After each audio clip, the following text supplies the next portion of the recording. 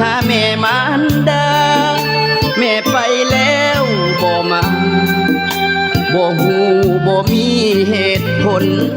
เนาะทักทายสบายดีมีนะฮักแฟนเพลงและแฟนรายการที่น่าฮักทุกร้านเนาะบอกว่าแต่แม่ค้าสาวขายกรรมกรแบกหามสามหลอดสาวให้สาวนาและก็สาวกสิกรพร้อมเด้อเนาะหรือว่าเป็นครูอาจารย์หารตำรวจนักเรียนนักศึกษาสุภาพสไตล์ชายเนื้อบ่ว่าแต่บ่าวแท็กซี่เด้อบ่าวแท็กซี่บริการขนส่งอยู่ในนครหลวงเวียงจันทน์และต่างแฝงนะให้ถึงข้าวอับจนบ่ฮู้สิไปเป็นไผไปไสมาไสก็ติดต่อหาเพิ่นได้เด้ออยู่ในเบอร์020ต้องมา92277 66เด้อพ่อแม่พี่น้องเนาะหรือว่าติดต่อหาเบอร์บ่าวโคชกเลยก็ได้เด้อบ่าวโคชกกะแล่นแท็กซี่คือกันภายในนครหลวงเวียงจันทน์เด้อเบอร์บ่าวโคชกก็คือเนาะ020 972 63 98ทั้งท้ายเด้อพ่อแม่พี่น้องเนาะได้แต่ปากท้องเลี้ยงลูกไปวันๆพอห้างลูกติดเมียใกล้ชิดนอกใจเนาะมาพบพ่อกันในมื้อนี้ก็คือมื้อวันศุกร์เนาะพี่น้องเนาะห้างลูกติดคู่ชีวิตนี้ไปปล่อยลูกของไห้เนาะวันศุกร์วันที่24เดือน7 2026นะเนาะมาพบพ่อกันในระยะนี้เนาะก็คือระยะทำอิฐเนาะเนาะสิฝากพิเศษเนาะมอบพิเศษให้ทางบ่าวแท็กซี่เพิ่นเด้อเพิ่นขอมาเนาะบ่าวพรตาหลังคอยวันขอเพลงหน่อยเด้อบ่าวพรเด้อขอเพลงกินฮอดเมียน้อยเนี่ยเด้อมอบให้จานตุ้ยหรือว่าบ่าวแท็กซี่เพิ่นเนาะเด้อแม่เจ้าไกลจากแล้วจังไดเนาะยำเขาบ่าวแท็กซี่เขานะผลงานเพลงกินฮอดเมียน้อยเด้อเอานะไปฟังนำกันเลยเด้อผลงานเพลงของอาจารย์วัชนาเพชรท่าแขกเด้อ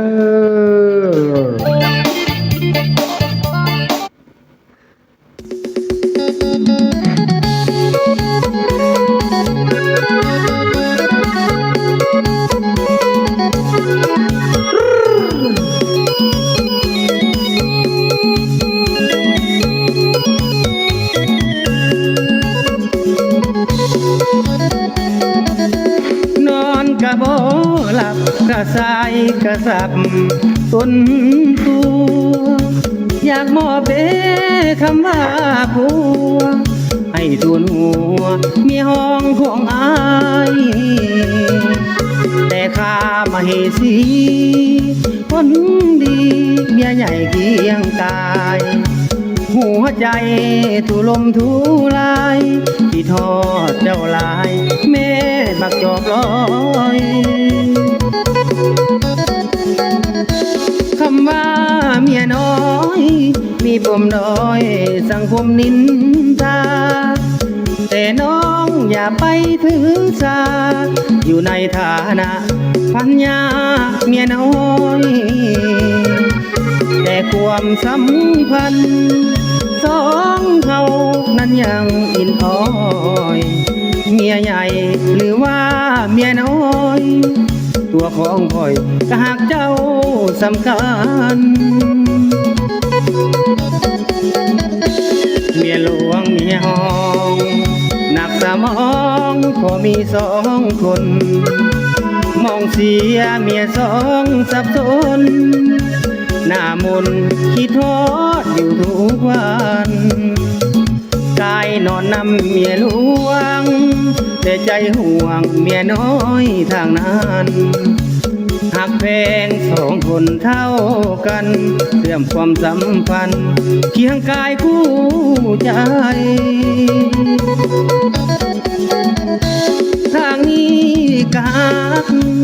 ทางนั้นมักใจแก้มแดงบ่ว่าเข้าสวยใบเลงที่ทอดแทงเมียน้อยของอาย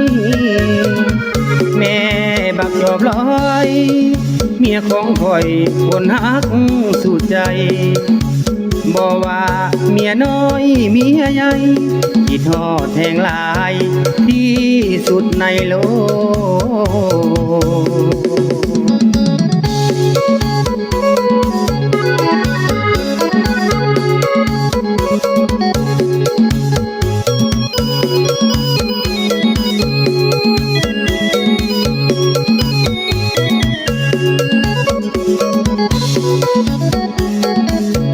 เมียหลวงเมียห้องหนักสมองพอมีสองคนมองเสียเมียสองสับสนหน้ามนคิดทอดอยู่ทุกวันกายนอนนำเมียหลวงแต่ใจห่วงเมียน้อยทางนั้นหักแพงสองคนเท่ากัน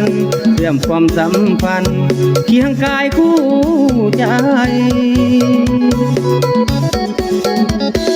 ทางนี้กักทางนั้นมักใจแก้มแดงมาว่าเข้าสวยใบเลงที่ทอดแทงเมียน้อยของอายแม่บักจอบลอยเมียของข่อยคนฮักสุดใจบ่ว่าเมียน้อยเมียใหญ่ที่ทอดแทงหลายที่สุดในโลก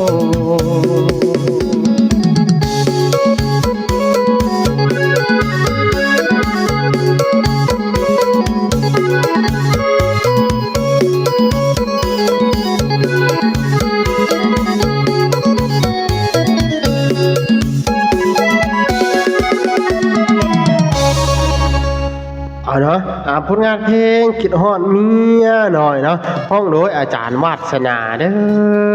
อพ่อแม่พี่น้องเนาะแล้วเป็นจังไดเนาะม่วนอยู่บ่เนาะเอาเนาะเพิ่นว่าฮักไผก็ฮักได้เนาะบ่ว่าแต่เป็นแม่ห้างแม่หมายผู้สาวผู้สาวน้อยผู้สาวใหญ่ก็ว่ากันไปเนาะพ่อแม่พี่น้องเนาะอย่าหักเมียเขาก็พอว่าซ่าน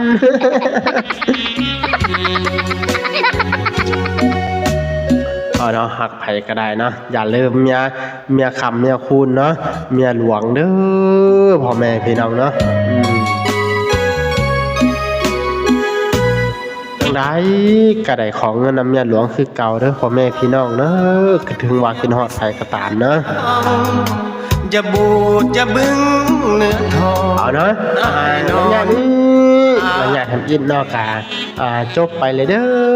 อจบไปแบบม่วนด้วยผลงานเพลงกินฮอดเมียน้อยห้องด้วยอาจารย์วาสนาพิษทาแขกเด้อเอาเนาะทางบ่าวพรขอจบลงก่อนเด้อในระยะที่หนึ่งเนาะในระยะต่อไปเราจะคอยมามาลมกันอีกทีหนึ่งเด้อพ่อแม่พี่น้องเนาะสบายดี